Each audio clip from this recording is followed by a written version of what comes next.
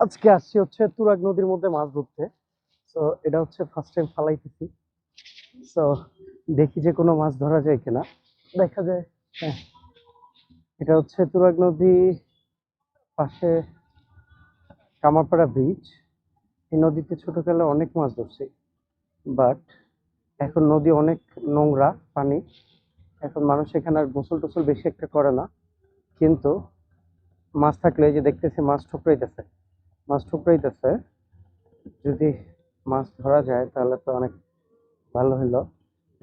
অনেক বছর ধরি না মাছ, যার কারণে নলেজ এক্সপিরিয়েন্সটা আগের মতো নাই।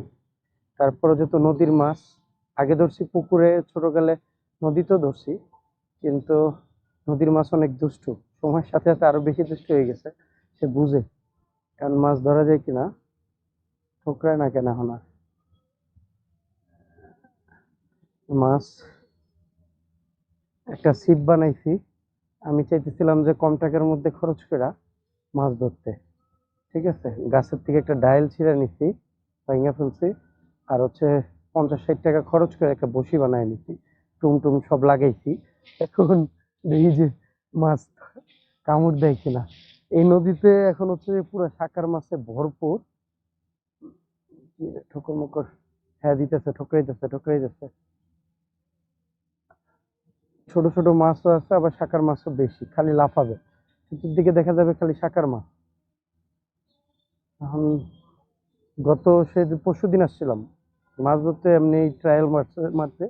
আরেকজন মাছ ধরতেছিল সাথে, দেখলাম যে সে হচ্ছে ছোট ছোট, এক আঙ্গুলেরও ছোট হচ্ছে যে এক একটা পুঁটি মাছ ধরতেছিল।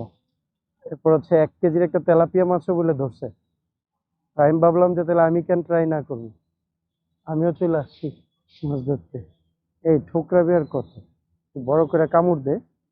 আমার বড়শিটা যদি একটু বড় হইছে, যার কারণে ছোট মাছের জন্য উপযোগী না, বড় মাছ ধরতে হবে।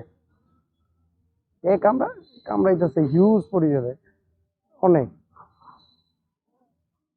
দে জোরে দে, জোরে দে, জোরে। জোরে দিলে আমি টান দিব, উল্টা পাল্টা টান দিব না। আহ, মাছরে এমন আর ঠোকরায় না কেন, খাবার কি খায় নিচ্ছে? উই উই উই, ঠোকরায় তো।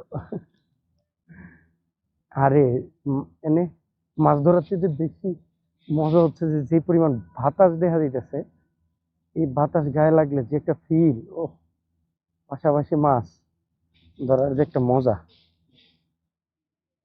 জোরে টান দে, জোরে। হায় রে বেটা, জোরে দে।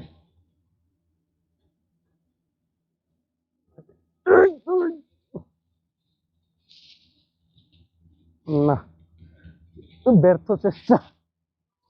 আহ, একটু দূরে ফালাই। নদীর পানি এখানে অনেক।